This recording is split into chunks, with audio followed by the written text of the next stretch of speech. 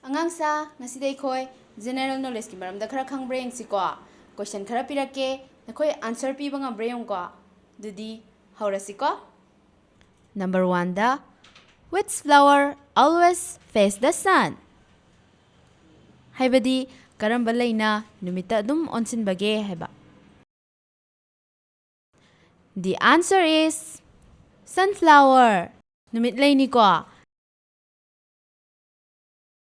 Number 2 da which animal is called as sheep of the desert? Haibadi karamba sabo ikhoina sheep of desert hairaga khangna bage haiba. The answer is camel. Utpu ikhoina sheep of desert hairaga khangnai ko. Number 3 da how many days are there in fortnight? Haibadi chayol anida numit kyani leibage haiba. The answer is 14 days. Numit tara marini lei ko. Number 4 da name a season in which leaf fall from trees. Haibadi karamba season da una singna udagi ken bage haiba. The answer is autumn. Autumn haibadi naken tha da keli ko. 5 da a person who goes to the space is called. Haibadi space kaba mi bo ikhoina kari haina khangna bage haiba. The answer is astronaut. Astronaut haraga khangnai ko. Number 6 da how many primary colors are there? Haibadi primary colors kaya leibage haiba. The answer is 3. Ahum lai ko. Makhoi sing adudi blue, red, yellow. Number 7 da which festival is known as the festival of flower? Haibadi festival of flowers haraga karamba kumhai bu khangna bage haiba. The answer is Onam. Onam bu ekhoina festival of flowers haraga khangnai ko. Number 8 da how many planets do we have in solar system? Haibadi solar system da planets kya leibage haiba. The answer is 8 planets. Planets nipan lei ko. Number 9 da which bird can fly the highest? Haibadi karamba uchekna khwaidagi wangna paiba ngambage haiba. The answer is eagle. Eagle haibadi umaibi do. Umaibi na uchek mayamdagi khwaidagi hena wangna paiba ngammi ko. Number 10 da which is the largest land animal? Haibadi kangphalda leiriba sa sing asigi manungda khwaidagi chawba sa do karamba no haiba. The answer is elephant. Samuni ko. Kangphalda leiriba sa sing asigi manungda khwaidai chawba se samuni ko. Number 11 da baby frog is known as. Haibadi hangoi machabo ikhoina kari haina kawi? The answer is tadpole. Tadpole haibadi ngachak to. Ngachak po khoina tadpole hairaga khangnai ko. Number 12 da name the house made of ice.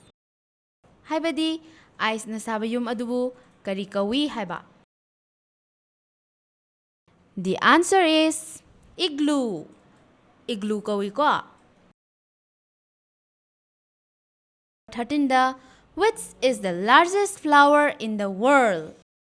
Haibadi malay masida khwaidagi chawba lei ado karino haiba. The answer is Rafflesia. Rafflesia na malay masida khwaidagi chawba lei ni ko. Number 14 da how many hours do we have in a day? Haibadi nongma se pung kaya na sai haiba. The answer is 24 hours. Pung kun mari na sai ko. Number 15 da when the water gets freeze it turns into. Haibadi ising na ingdu na famjilaklaba kanda kari olakpage haiba. The answer is ice. Ice olai ko. Number 17 da which is the fastest animal on land? Haibadi kangfalda lamjen khwaidagi yangba sa do karino haiba. The answer is cheetah. Cheetah na kangphalda lamjen khwaida yangba sa ni ko. Number 18 da which fruit gives us oil? Haibadi karamba uhai na aikhoida thau pi haiba. The answer is dry fruits. Haibadi kismis kumba badam kumba do. Number 19 da how many months start with the letter A? Haibadi A na hoba tha kaya leibage haiba. The answer is 2. Ani lay ko. Makoy sing adudi August, April. Number 20 da what are the colors in national flag of India? Haibadi India gi national flag ta karamba machu yaubage haiba. The answer is saffron, white, green. 21 da what is the capital city of India? Sinahai se India gi capital city do karino haiba. The answer is Delhi. Delhi ni ko. 22 da when is the Children's Day celebrated? Masina hari se Children's Day je kai numita pangthoi haiba. The answer is 14 November. 14 November da koina Children's Day pangthoi ko. 23 da in which direction does the sun rise?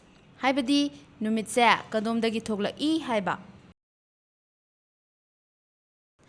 The answer is east. Haibadi nongpoklom dagi thoglai ko. 24 da how many weeks are there in 1 year? Masina hairi se chahi amada chayol kaya leibage haiba. The answer is 52 weeks. Chayol yangkhay ni thoy lay hairi ni ko. 25 da who was the first man to walk on the moon? Masina hairi se thagi leibakta khwaida ihana na chatkhiba mi adu kanano haiba. The answer is Neil Armstrong. Neil Armstrong na thagi leibakta khwaida ihana na chatkhi ko. 26 da how many years are there in a century? Masina hangli se century amada chahi kya leibage haiba. The answer is 100 years. Century amada chahi chama lay ko. 27 da which is the hardest substance available on earth? Haibadi malay masida khwaide kanba potsak adu karino haiba. The answer is diamond. Diamond se malay masida khwaide kanba potsak ni ko. 28 ta who is known as the father of our nation? Father of our nation hairaga kanabu khangna bage. The answer is Mahatma Gandhi. Mahatma Gandhi boy koina father of nation hairaga khangnai ko. 29 da Gidha is the folk dance of. Masina hairi se Gidha se karamba lamgi folk dance no haiba. The answer is Punjab. Gidha se Punjab ki folk dance ni ko. 30 da which is the nearest star to the earth? Haibadi aikogi planet asidagi khwaidai naknaba thawan michak ado karamba no haiba. The answer is sun. Numit ni ko. Aikogi malay masiga khwaidai naknaba thawan michak se numit ni ko. Numit sisu thawan michak amani ko. 31 da which is the most sensitive organ in human body? Masina hairi se aikogi hakchang da khwaidagi sensitive oiba organ ado karamba no haiba. The answer is skin. Aikogi unsa asini ko. Number 32 da which part of the body has all the sense organs? Masina hairi se aikogi hakchangi karamba body part ta sense organ sing loina yaubage haiba. The answer is head. ꯍꯥꯏꯕꯗꯤ ꯑꯩꯈꯣꯏꯒꯤ ꯀꯣꯛꯇ sense ꯑꯣꯔꯒꯥꯟꯁꯤꯡꯁꯦ ꯂꯣꯏꯅ ꯌꯥꯎꯏꯀꯣ꯫ Number 33ꯗ What fuel do we fill in cars? ꯃꯁꯤꯅ ꯍꯪꯂꯤꯁꯦ card ꯑꯩꯈꯣꯏꯅ ꯀꯔꯝꯕ ꯊꯥꯎ ꯍꯥꯞꯄꯤ ꯍꯥꯏꯕ꯫ The answer is petrol, diesel. ꯄꯦꯇ꯭ꯔꯣꯜꯒ ꯗꯤꯖꯜꯒ ꯍꯥꯞꯄꯤꯀꯣ꯫ Number 34ꯗ Which bird has the most beautiful feathers? ꯍꯥꯏꯕꯗꯤ ꯀꯔꯝꯕ ꯎꯆꯦꯛꯇ ꯈ꯭ꯋꯥꯏꯗꯒꯤ ꯐꯖꯕ ꯃꯇꯨ ꯄꯥꯟꯕꯒꯦ ꯍꯥꯏꯕ꯫ The answer is peacock. ꯋꯥꯍꯣꯡꯗ ꯈ꯭ꯋꯥꯏꯗꯒꯤ ꯐꯖꯕ ꯃꯇꯨ ꯄꯥꯜꯂꯤꯀꯣ꯫ 35ꯗ Which fruit is rich in vitamin C? ꯃꯁꯤꯅ ꯍꯥꯏꯔꯤꯁꯦ ꯚꯤꯇꯥꯃꯤꯟ C ꯌꯥꯝꯅ ꯌꯥꯎꯕ ꯎꯍꯩ ꯑꯗꯣ ꯀꯔꯝꯕꯅꯣ ꯍꯥꯏꯕ꯫ The answer is orange. ꯀꯣꯝꯂꯥꯗ ꯚꯤꯇꯥꯃꯤꯟ C ꯌꯥꯝꯅ ꯌꯥꯎꯏꯀꯣ꯫ 36ꯗ Which wild animal has black and yellow stripes on its body? ꯃꯁꯤꯅ ꯍꯪꯂꯤꯁꯦ ꯀꯔꯝꯕ ꯁꯥꯒꯤ ꯍꯛꯆꯥꯡꯗ ꯑꯃꯨꯕꯒ ꯍꯪꯒꯥꯝ ꯃꯄꯥꯜꯒꯅ ꯁꯥꯡꯅ ꯂꯥꯡꯕꯒꯦ ꯍꯥꯏꯕ꯫ The answer is tiger. ꯀꯩꯗ ꯂꯥꯡꯏꯀꯣ꯫ ꯀꯩꯗ ꯑꯃꯨꯕꯒ ꯍꯪꯒꯥꯝ ꯃꯄꯥꯜꯒꯅ ꯁꯥꯡꯅ ꯂꯥꯡꯏꯀꯣ꯫ 37ꯗ Which country is called the land of the rising sun? Land of rising sun ꯍꯥꯏꯔꯒ ꯀꯔꯝꯕ ꯂꯝꯕꯨ ꯈꯪꯅꯕꯒꯦ ꯍꯥꯏꯕ꯫ The answer is Japan. Land of rising sun ꯍꯥꯏꯔꯒ ꯖꯄꯥꯟꯕꯨ ꯈꯪꯅꯩꯀꯣ꯫ 38ꯗ Name the animal which sleeps for 6 months.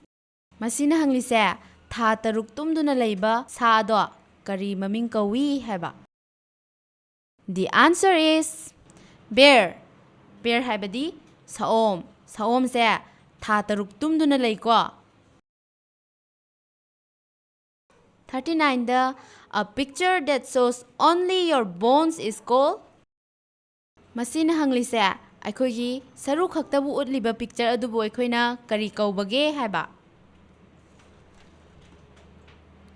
X-ray. X-ray ꯀꯧꯏꯀꯣ꯫ 40ꯗ What is the tallest mountain in the world? ꯃꯁꯤꯗ ꯍꯪꯂꯤꯁꯦ ꯃꯥꯂꯦꯝ ꯑꯁꯤꯗ ꯈ꯭ꯋꯥꯏꯗꯒꯤ ꯋꯥꯡꯕ ꯆꯤꯡ ꯑꯗꯣ ꯀꯔꯝꯕꯅꯣ ꯍꯪꯂꯤꯕꯅꯤꯀꯣ꯫ The answer is Mount Everest. Mount Everestꯅ ꯃꯥꯂꯦꯝ ꯑꯁꯤꯗ ꯈ꯭ꯋꯥꯏꯗꯒꯤ ꯋꯥꯡꯕ ꯆꯤꯡꯅꯤꯀꯣ꯫ 41ꯗ What is the Earth's natural satellite? ꯃꯁꯤꯅ ꯍꯪꯂꯤꯁꯦ ꯃꯍꯧꯁꯥꯗꯒꯤ ꯂꯩꯖꯔꯝꯂꯕ ꯑꯔꯊꯀꯤ ꯁꯦꯇꯦꯂꯥꯏꯠꯇꯣ ꯀꯔꯤꯅꯣ ꯍꯥꯏꯕ꯫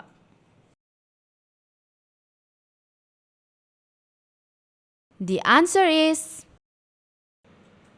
moon. ꯊꯥꯅꯤꯀꯣ꯫ 42ꯗ What is the largest reptile in the world? ꯃꯁꯤꯗ ꯍꯪꯂꯤꯁꯦ ꯃꯥꯂꯦꯝ ꯑꯁꯤꯗ ꯈ꯭ꯋꯥꯏꯗꯒꯤ ꯆꯥꯎꯕ ꯔꯦꯞꯇꯥꯏꯜ ꯑꯗꯣ ꯀꯔꯤꯅꯣ ꯍꯥꯏꯕ꯫ The answer is saltwater crocodile. Saltwater crocodileꯅ ꯃꯥꯂꯦꯝ ꯑꯁꯤꯗ ꯈ꯭ꯋꯥꯏꯗꯒꯤ ꯆꯥꯎꯕ ꯔꯦꯞꯇꯥꯏꯜꯅꯦꯅ ꯍꯥꯏꯔꯤꯕꯅꯤꯀꯣ꯫ 43ꯗ Which planet is known as the evening star? Evening star ꯍꯥꯏꯔꯒ ꯀꯔꯝꯕ ꯄ꯭ꯂꯥꯅꯦꯠꯄꯨ ꯈꯪꯅꯕꯒꯦ? The answer is Venus. Venusꯄꯨ ꯑꯩꯈꯣꯏꯅ evening star ꯍꯥꯏꯔꯒ ꯈꯪꯅꯩꯀꯣ꯫ 44ꯗ Which gas do humans breathe in? ꯃꯁꯤꯅ ꯍꯪꯂꯤꯕꯁꯦ ꯑꯩꯈꯣꯏ ꯃꯤꯑꯣꯏꯕꯅ ꯁꯣꯔ ꯍꯣꯟꯖꯤꯜꯂꯤꯕ ꯒ꯭ꯌꯥꯁ ꯑꯗꯣ ꯀꯔꯝꯕꯅꯣ ꯍꯥꯏꯕ꯫ The answer is oxygen. ꯑꯩꯈꯣꯏꯅ ꯁꯣꯔ ꯍꯣꯟꯖꯤꯜꯂꯤꯕ ꯒ꯭ꯌꯥꯁ ꯑꯗꯣ ꯑꯣꯛꯁꯤꯖꯦꯟꯅꯤꯀꯣ꯫ 45ꯗ What is the largest snake in the world? ꯃꯁꯤꯅ ꯍꯥꯏꯔꯤꯁꯦ ꯃꯥꯂꯦꯝ ꯑꯁꯤꯗ ꯈ꯭ꯋꯥꯏꯗꯒꯤ ꯆꯥꯎꯕ ꯂꯤꯟ ꯑꯗꯨ ꯀꯔꯤꯅꯣ ꯍꯥꯏꯕ꯫ The answer is anaconda.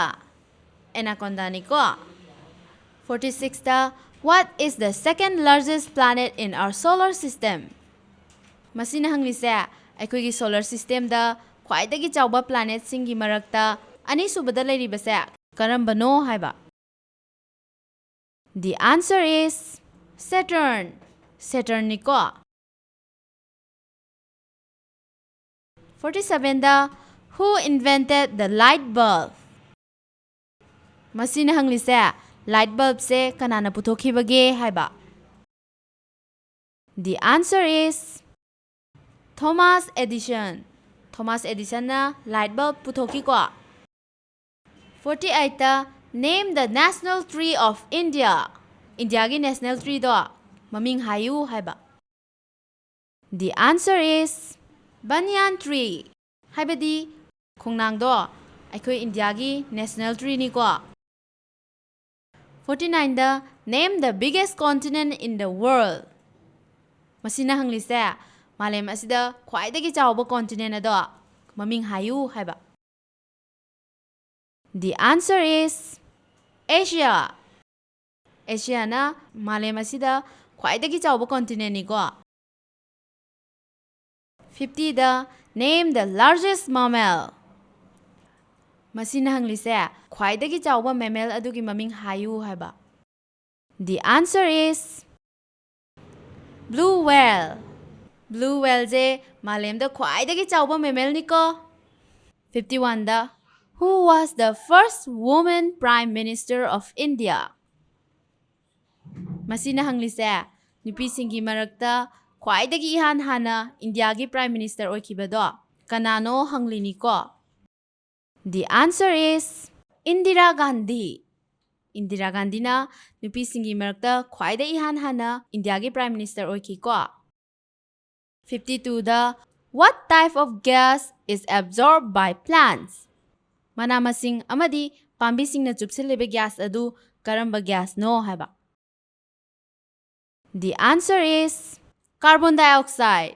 ꯃꯅꯥ-ꯃꯁꯤꯡ ꯑꯃꯗꯤ ꯄꯥꯝꯕꯤꯁꯤꯡꯅ ꯆꯤꯡꯁꯤꯜꯂꯤꯕ ꯒ꯭ꯌꯥꯁꯁꯦ carbon ꯗꯥꯏꯑꯣꯛꯁꯥꯏꯗꯅꯤꯀꯣ. 53ꯗ Name the longest river on the earth. ꯃꯁꯤꯅ ꯍꯪꯂꯤꯁꯦ ꯃꯥꯂꯦꯝꯗ ꯈ꯭ꯋꯥꯏꯗꯒꯤ ꯁꯥꯡꯕ ꯇꯨꯔꯦꯜ ꯑꯗꯨꯒꯤ ꯃꯃꯤꯡꯗꯣ ꯍꯥꯏꯌꯨ ꯍꯥꯏꯕ. The answer is Nile River. ꯃꯥꯂꯦꯝꯗ ꯈ꯭ꯋꯥꯏꯗꯒꯤ ꯁꯥꯡꯕ ꯇꯨꯔꯦꯜꯁꯦ Nile Riverꯅꯤꯀꯣ. 54ꯗ Which is the national aquatic animal of India? ꯃꯁꯤꯅ ꯍꯪꯂꯤꯁꯦ ꯏꯟꯗꯤꯌꯥꯒꯤ ꯑꯣꯏꯅ national aquatic animal ꯑꯣꯏꯔꯤꯕꯗꯣ ꯃꯁꯛ ꯇꯥꯛꯎ ꯍꯥꯏꯕ. The answer is River dolphin. River dolphin니ꯀꯣ. 55th Name a bird that lays the largest egg. ꯃꯁꯤꯅ ꯍꯪꯂꯤꯁꯦ ꯃꯥꯂꯦꯝꯗ ꯈ꯭ꯋꯥꯏꯗꯒꯤ ꯆꯥꯎꯕ ꯃꯔꯨꯝ ꯀꯣꯛꯄ ꯎꯆꯦꯛ ꯑꯗꯨꯒꯤ ꯃꯃꯤꯡ ꯍꯥꯏꯌꯨ ꯍꯥꯏꯕ.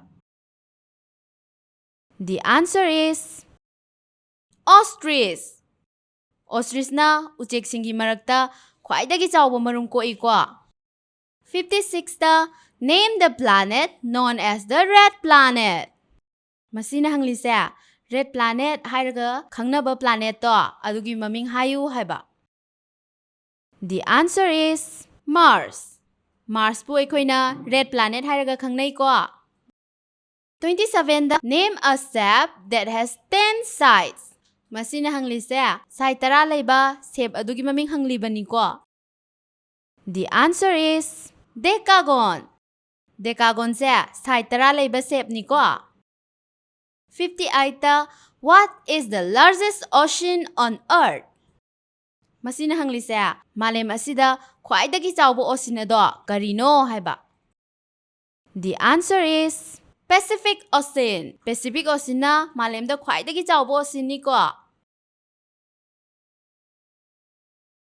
59th Name the densest jungle in the world. ꯃꯁꯤꯅ ꯍꯪꯂꯤꯁꯦ ꯃꯥꯂꯦꯝꯗ ꯈ꯭ꯋꯥꯏꯗꯒꯤ ꯁꯨꯛꯄ ꯎꯃꯪ ꯑꯗꯨꯒꯤ ꯃꯃꯤꯡ ꯍꯥꯏꯌꯨ ꯍꯥꯏꯕꯅꯤꯀꯣ. The answer is Amazon rainforest. Amazon rainforestꯅ ꯈ꯭ꯋꯥꯏꯗꯒꯤ ꯁꯨꯛꯄ ꯎꯃꯪꯅꯤꯀꯣ. 60th Which festival is known as the Festival of Light? ꯃꯁꯤꯅ ꯍꯪꯂꯤꯁꯦ Festival of Light ꯍꯥꯏꯔꯒ ꯈꯪꯅꯕ ꯀꯨꯝꯍꯩ ꯑꯗꯨ ꯀꯔꯝꯕ ꯀꯨꯝꯍꯩꯅꯣ ꯍꯪꯂꯤꯅꯤꯀꯣ. The answer is Diwali. Diwali bu aikoina Festival of Light hairaga khangnai ko. 61 da How many moons does the earth have? Masina hanglise aikoigi pitribigi oina tha kaya libage hanglini ko. The answer is only one. Amakhakta lay ko. Aikoi pitribigi oina tha amakhaktang lay ko. 62 da Which is the largest bone in the human body? Masina hanglise aikoi mioibagi hakchangda khwaidagi chawba saru adu masakta u hairini ko. The answer is thigh bone. Haibadine aikoi hakchangda yauriba saru mayam sigi manungda khwaidagi chawba se khoi phaigangi saru sini ko. 63 da What is the sound made by a frog? Masina hanglise hangoina thokhanba khonjel adubu kari kawi hanglini ko. The answer is croak croak. Hangoina croak croak haina khongi ko. 64 da Name the largest democracy in the world. Masina hanglise malemda democracy chatpa khwaidagi chawba laipak adugi maming hanglini ko. The answer is India. India se malemda democracy chatpa khwaidagi chawba laiba amani ko. 65 da Name the gas that is filled in balloons. Masina hanglise balloon hanbada sijanaba gas adugi maming do hayu hairini ko. The answer is helium. Helium ni ko. Helium je balloon hanbada sijanai ko.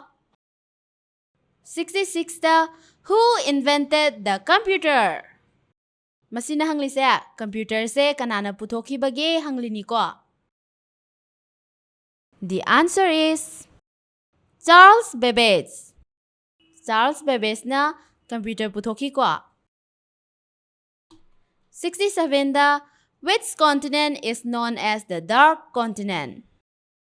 Masina hanglise dark continent hairaga khangnaba continent adu masakta u hairini ko. The answer is Africa. Africa bu aikoina dark continent hairaga khangnai ko. 68 da What is the name of the shortest bone in the human body? Masina hanglise aikoi mioibe hakchangda khwaidagi tenba saru ado karino na hanglini ko. The answer is ear bone. Aikoi mioibagi hakchangda yauriba saru mayam singsigi manungda aikoigi nakongi manungda yauriba saru se asina khwaidagi tenba saru ni ko. 69 da Who was the first Prime Minister of India? Masina hanglise India gi khwaide ihan hana Prime Minister oikiba mi adu kanano hanglini ko. The answer is Pandit Jawaharlal Nehru. Pandit Jawaharlal Nehru na India gi khwaide ihan hana Prime Minister oiki ko.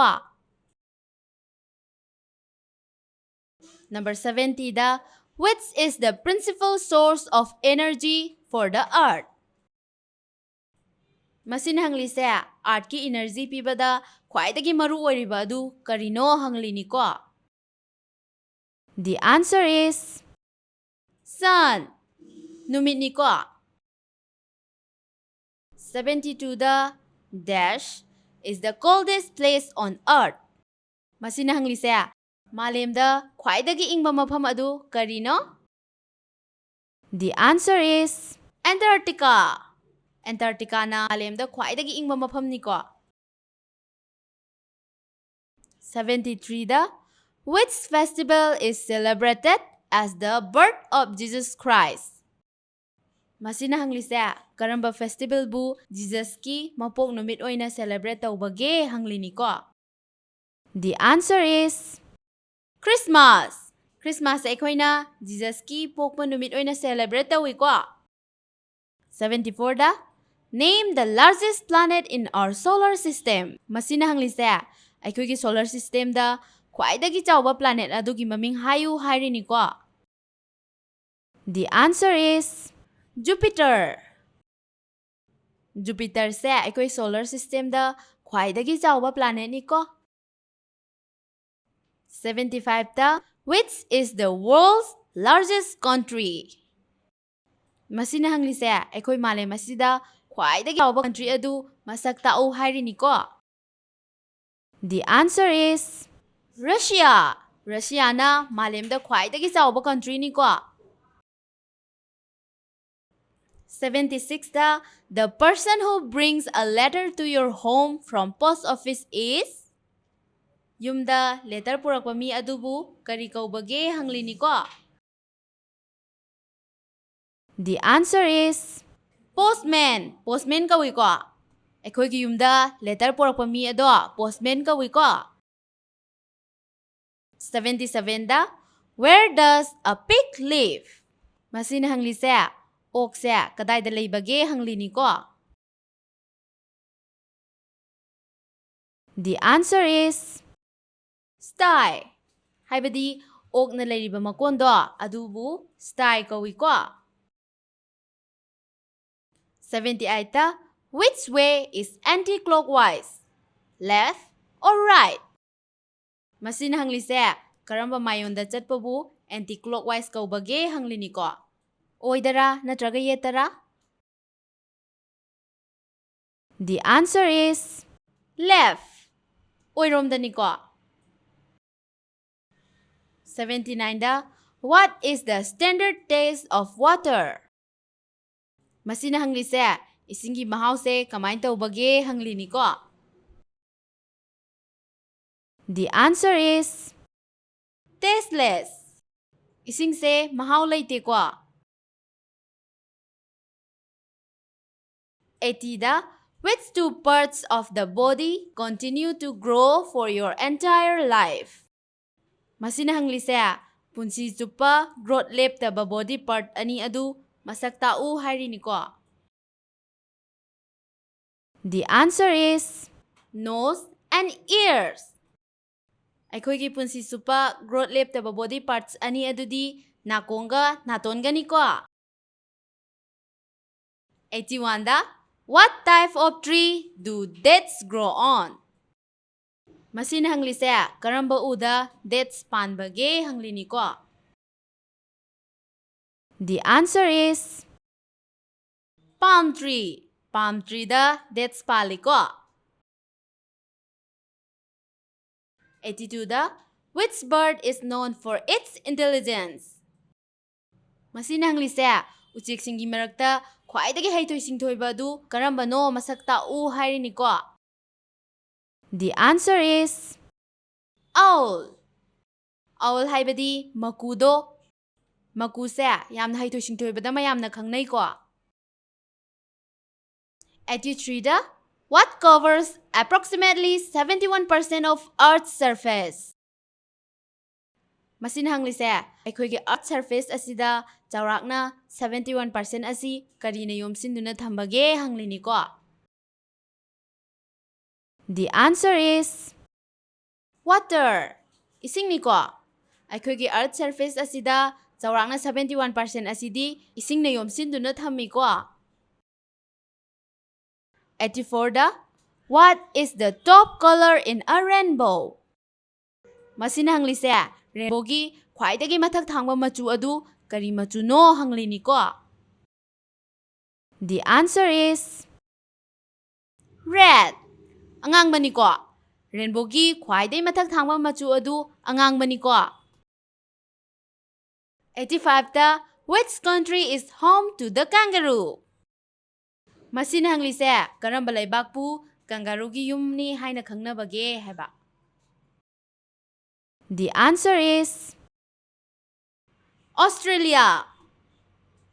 ꯑꯣꯁꯇ꯭ꯔꯦꯂꯤꯌꯥꯕꯨ ꯀꯪꯒꯥꯔꯨꯒꯤ ꯌꯨꯝꯅꯤ ꯍꯥꯏꯅ ꯈꯪꯅꯩꯀꯣ꯫ 86ꯗ how many strings does a violin have? ꯃꯁꯤꯅ ꯍꯪꯂꯤꯁꯦ ꯚꯥꯏꯑꯣꯂꯤꯟꯗ string ꯀꯌꯥ ꯌꯥꯎꯕꯒꯦ ꯍꯪꯂꯤꯅꯤꯀꯣ꯫ The answer is 4. ꯃꯔꯤ ꯌꯥꯎꯏꯀꯣ꯫ ꯚꯥꯏꯑꯣꯂꯤꯟꯗ string ꯃꯔꯤ ꯌꯥꯎꯏꯀꯣ꯫ 87ꯗ What is the most popular sport throughout the world? Masina hanglise malem asida khwaidagi maming chatpa sport ado karino hanglini ko? The answer is soccer. Soccer haibadi football sanabado. Football sanabaduna aikoigi malemgi oina khwaidagi maming chatpa sport ni ko. 88. What do you call a person who flies an airplane? Masina hanglise airplane paiba mibu aikoina kari kaubage hanglini ko? The answer is pilot. Airplane thauba mibu aikoina pilot hairaga khangnai ko? 89. What is the big blue body of water that covers most of the earth? Masina hanglise aikoigi malem asida yamna chauna amadi higong machu oiduna isingna yomsiliba ayamba saruk adu karino hanglini ko? The answer is ocean. Ocean na ni ko? 90. What is the name of the season with the most colorful leaves?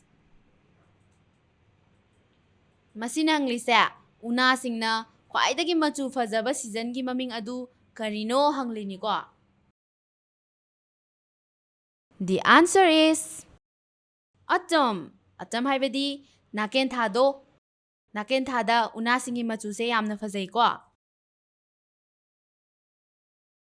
91. What is the red liquid that flows in our veins and carries oxygen? Masina hanglise aikoigi hakjangi singlisingda oxygen bu puduna cheliba angangba mahi ado karino hanglini ko? The answer is blood. Blood haibadi ini ko? Ina aikoigi hakjangi singlisingda oxygen bu puduna cheli ko? 92. Which bird is known for its colorful feathers and can mimic sounds?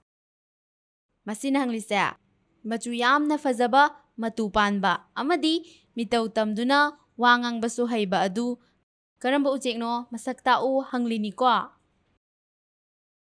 The answer is parrot. Parrot ki machu se yamna su phajai aduga matau tambasu yamna hai ko mase. 93. What is the currency of Japan? Masina hanglise Japan ki currency se karino hanglini ko? The answer is yen. Yen se Japan ki currency ni ko? 94. What is the largest desert in the world? Masina hanglise malemda khwaidagi chawba desert ado karino hanglini ko? The answer is Sahara Desert. Sahara Desert se malemda khwaidagi chawba desert ni ko? 95. How do you relate to your maternal grandfather? Masina hanglise nangi nabubok se nanga kari mari thoknaribano hanglini ko? The answer is mother's father. Haibadi ima pokpa apokpa dubu ipubok kawi ko? 96. How many bones does an adult human have? Masina hanglise miyoiba amagi hakjangda saru masing kaya yaubage hanglini ko? The answer is 206 bones. Miyoiba amagi hakjangda saru chaniga taruk yawi ko? 97. How many players are there in a cricket team? Masina hanglise cricket ki team amada sanaroi kya yaubage hanglini ko? The answer is 11. Taramathoi yawi ko? 98. How many teeth does a healthy adult have, including the wisdom teeth?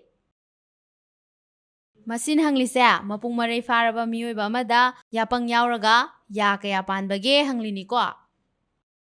The answer is 32 teeth. ꯌꯥ 32 ꯄꯥꯜꯂꯤꯀꯣ